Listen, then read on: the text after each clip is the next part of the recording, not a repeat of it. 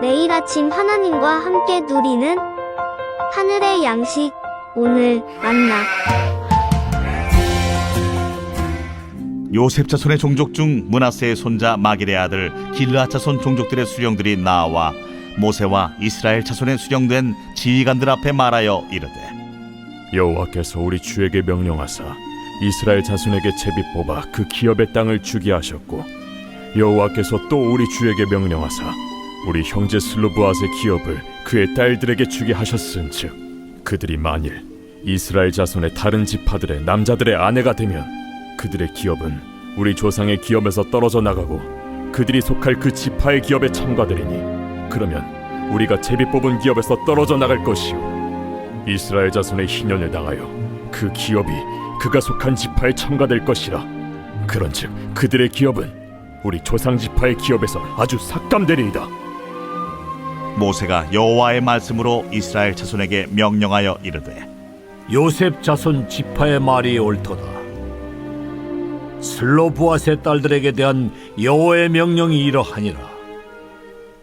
이르시되 슬로브앗의 딸들은 마음대로 시집가려니와 오직 그 조상 지파의 종족에게로만 시집갈지니, 그리하면 이스라엘 자손의 기업이 이 지파에서 저 지파로 옮기지 않고 이스라엘 자손이 다 각기 조상 지파의 기업을 지킬 것이니라 하셨나니, 이스라엘 자손의 지파 중 그 기업을 이은 딸들은 모두 자기 조상 지파에 종족되는 사람의 아내가 될 것이라.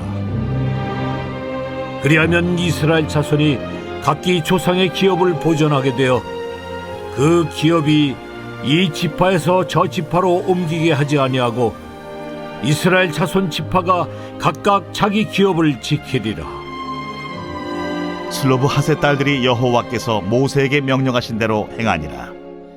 슬로브핫의 딸 말라와 디르사와 호글라와 밀가와 노아가 다 그들의 숙부의 아들들의 아내가 되니라. 그들이 요셉의 아들 므낫세 자손의 종족 사람의 아내가 되었으므로 그들의 종족 지파에 그들의 기업이 남아 있었더라. 이는 여리고 맞은편 요단과 모압 평지에서 여호와께서 모세를 통하여 이스라엘 자손에게 명령하신 계명과 규례니라.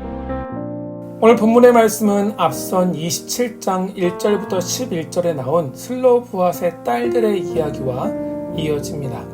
27장에서 슬로브앗에게는 아들이 없고 딸만 있어서 아버지의 땅이 형제들에게 넘어갈 상황이었습니다. 그러자 슬로브앗의 딸들은 이 문제를 모세에게 청원했고, 하나님은 딸들에게도 땅을 상속해서 그 유업이 가문에서 사라지는 것을 방지하셨습니다. 그런데 오늘 본문을 보면 이번에는 길르앗 자손의 수령들이 모세에게 나왔습니다. 슬로브앗의 딸들이 다른 지파의 남자와 결혼할 경우 자신들의 지파 땅이 다른 지파에게 넘어가게 되는데, 이를 어찌하면 좋겠느냐라고 묻습니다. 하나님이 지파별로 땅을 분배하신 원칙이 무너지게 되는 것이죠. 그래서 이 일에 가장 민감한 길르앗 가문의 수령들이 모세에게 나와서 이를 공개적으로 청원한 것입니다.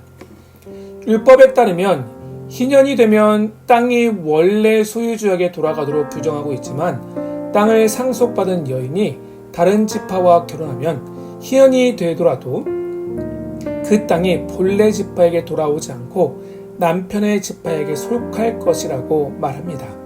그러면서 이 문제를 해결해 달라고 요청합니다. 5절 이후에 보면 모세는 이 문제를 듣고 하나님께로 가져갑니다. 그리고 하나님께서는 6절과 7절에서 이렇게 응답하십니다. 슬로브앗의 딸들은 마음대로 시집가려니와 오직 그 조상 지파의 종족에게로만 시집갈지니, 그리하면 이스라엘 자손의 기업이 이 지파에서 저 지파로 옮기지 않고 이스라엘 자손이 다 각기 조상 지파의 기업을 지킬 것이니라. 아멘. 하나님은 지파의 땅을 상속받은 여인은 같은 지파의 남자와 결혼할 것이라는 새로운 규정을 주셨습니다. 이렇게 한다면 하나님이 각 지파에게 주신 기업이 다른 지파에게 넘어가는 일은 없겠죠. 하나님은 길르앗 자손들이 청원에 이같이 답변하셨고, 이제 하나님의 말씀에 대한 반응은 슬로브앗의 딸들에게 달려 있습니다. 10절을 보면 슬로브앗의 딸들은 이렇게 반응합니다. 슬로브앗의 딸들이 여호와께서 모세에게 명령하신 대로 행하니라. 아멘. 하나님이 주신 말씀에 슬로브앗의 딸들은 믿음으로 반응하며 그 말씀에 순종했습니다. 그리고 11절을 보면 슬로브앗의 딸들은 모두 므낫세 지파 가운데서도 자신들의 가문 내에 남자인 사촌들과 결혼해 하나님이 주신 기업을 지켰습니다. 오늘 본문의 소리는 우리의 소원과 부르짖음에 응답하시는 하나님을 만날 수 있습니다. 하나님은 우리의 소원에 들으십니다. 우리의 간절한 소원을 외면하지 않으시고 신실하게 말씀으로 응답하십니다. 그리고 이제 중요한 것은 하나님의 반응에 대한 우리의 순종입니다. 슬로브앗의 딸들은 하나님의 그 기업이 다른 지파에게 넘어가지 않도록 같은 지파 내의 남자와 결혼하라고 말씀하셨어요. 그리고 그 말씀의 순종 여하에 따라 하나님이 주신 기업이 가문 내에 유지되는지 그렇지 않은지가 결정됩니다. 하지만 슬로브앗의 딸들은 하나님이 주신 말씀에 철저하게 순종했고 그 결과 하나님이 각자에게 주신 기업을 유지하는 은혜를 받았습니다. 우리도 마찬가지죠. 하나님은 우리에게 언제나 변함없는 사랑과 은혜를 주십니다. 그리고 하나님은 지금도 우리에게 말씀하고 계세요. 하나님이 주신 약속의 말씀이 우리에게 있지만 그 약속의 말씀이 우리의 삶에 구체적으로 성취되는 방법은 바로 우리의 순종에 있습니다. 하나님의 말씀을 통해 우리에게 큰 은혜와 복을 약속하셨지만 우리가 그 말씀을 듣지 않고 말씀에 순종하지 않는다면 그 약속은 우리와 상관이 없는 것이죠. 하나님께서 우리에게 주신 말씀, 약속하신 말씀이 있다면 그 말씀에 온전히 순종할 때 하나님의 말씀이 우리의 삶을 붙들고 그 말씀이 우리의 삶을 지켜주십니다. 하나님 말씀에 순종할 때 하나님이 하신 그 약속의 말씀을 나의 것으로 만들 수 있고 그 말씀이 우리의 삶에서 이루어진다는 것이죠. 하나님의 말씀에 순종하는 아브라함을 하나님은 믿음의 조상으로 세우셨고 말씀에 순종한 이스라엘 백성 앞에서 요단강을 가르셨으며 말씀에 순종한 이스라엘 백성 앞에 여리고성이 무너졌습니다.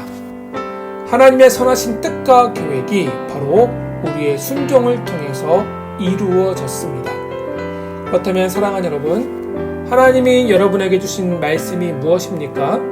하나님이 여러분에게 약속하신 말씀이 있다면 그 말씀이 무엇이든지 온전히 믿음으로 순종할 수 있기를 소망합니다. 우리가 그 말씀에 순종할 때 하나님은 우리를 통해서 일하십니다. 우리가 그 말씀에 순종할 때 하나님의 선하신 뜻과 섭리가 여러분의 삶의 현장에서 이루어집니다.